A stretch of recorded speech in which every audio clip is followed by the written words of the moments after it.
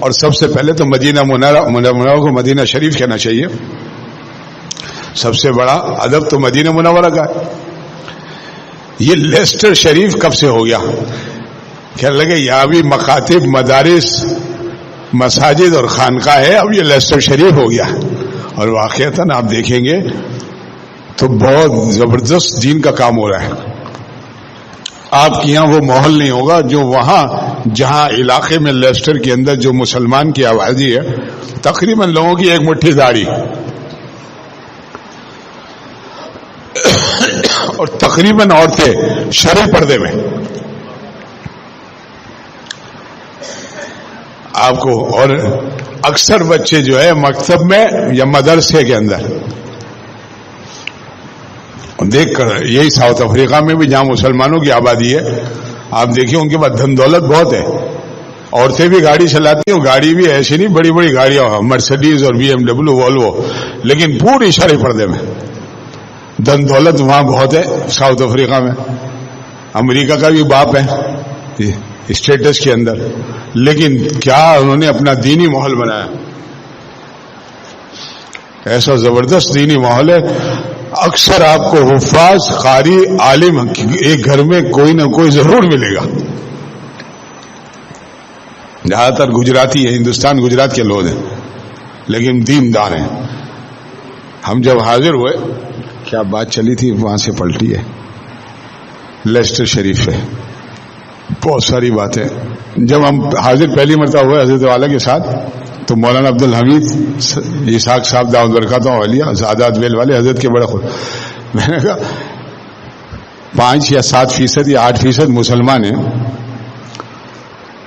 اس درجے الحمدللہ آپ کے علاقے میں جہاں جہاں مسلمان ہیں، اس کی کیا وجہ؟ چلیں گے ہندوستان سے ہمارے لوگ جو آئے تھے، اس لیے بتا رہا ہوں کہ اس میں ایک سبق ہے. ہمارے بڑے جو آئے تھے ان کی مہربانی ہے. وہ گجرات، ہندوستان گجرات کے ہیں، وہ کشتی سازی یعنی کشتی کو بنانا جانتے تھے 100 برس 125 برس پہلے. تو اس فن کے لیے ان کو یہاں لائے تھے. یہاں جو اس زمانے میں گوروں کے پاس تھا یہ ساؤتھ افریقہ، تو وہ ان کو یہاں لائے. تو جب وہ یہاں آئے تو پہلے مکان کی اینٹ نہیں ڈالی، پہلی مسجد اور مکتب کی اینٹ ڈالی ہے اور مدرسہ بنایا، پھر مکان بنایا. کا سب سے پہلے ہمارے بڑوں نے مسجد، مکتب اور مدرسہ بنانے کے پھر اپنا مکان بنایا. ان کی یہ محنت 100 کی آج ہمارے بچے دیار غیر کے اندر علماء، بڑے بڑے مفسر، محقق، مفتی آپ کو یہاں ملیں گے. یہ بڑوں کی محنت ہے 100 برس پہلی. ہم بھی اپنی نسلوں کی حفاظت اور قیامت تک کی تو دینی اداروں کو، مکاتب کو، مدارس کو، مساجد کو قائم کریں. آپ دیکھیں خود بخود آگے جا کر نسلوں میں اس کا فیض ہوگا. غیر محنت کر رہے ہیں ہمارے بچوں کو برباد کرنے میں، ہم کہاں محنت کر رہے ہیں؟ ہماری سوچ نہیں. خرچہ ہوتا ہے دنیا کی اس میں ہوتا ہے، لیکن دین کے معاملے میں آج کل کڑکی ہے. لیکن ایک سوچ اپنے بچوں کے اوپر احسان اور نسلوں پر مسلمان مکاتب، مدارس، مساجد، مکاتب، مدارس، ان کا قیام اور مدارس کے ساتھ خانقاہ، تاکہ اس میں کوالٹی آ جائے. پھر دیکھیں کیسے یہ انشاءاللہ تعالی بہت بڑا ذریعہ ہوگا.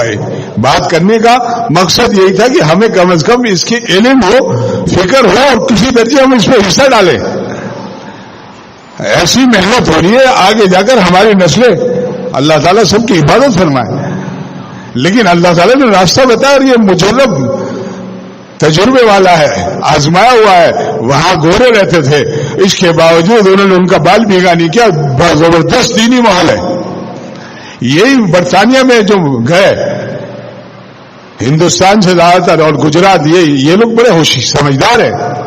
انہوں نے یہی مکاتب، وہی اصول کو اپنایا ہوا، جس کی وجہ سے ایسے ماحول کے اندر بھی وہاں آپ کو بڑے بڑے مفتی اور عالم ملیں گے اور پورے یورپ میں ان کا فیض پہنچ رہا ہے. وہاں مولانا سلیم دراز صاحب جو ہے اکیڈمی کے نام سے لیسٹر ہے، لیسٹر شریف. اتنے بچے پڑھتے ہیں اور ایسا دارالعلوم ہے ان کا کہ وہاں موبائل کی اجازت نہیں ہے. یہاں آپ کے یہاں ابھی تھوڑا سا الحمدللہ شروع ہوا, وہاں اجازت نہیں ہے. برطانیہ میں مفتی عنایت اللہ صاحب بلیک بورن کے اندر ان حضرات کے یہاں جانا ہوتا ہے, وہ ان کے اتنے اصول ہیں اور ایسا اہتمام, پورے یورپ سے مسلمان بچے وہاں آتے ہیں تربیت کے لیے اور عالم بننے. یہ سب دارالعلوم ہے. تو ظاہر ہے یہ بقا کا سبب ہے دین کی, نسلوں کی. مولانا سے جب بات کی تو مولانا نے یہ بات بتائی تو ہم نے کہا بڑے کام کی بات ہے. آج کئی عرصے بعد یاد آ گئی الحمدللہ.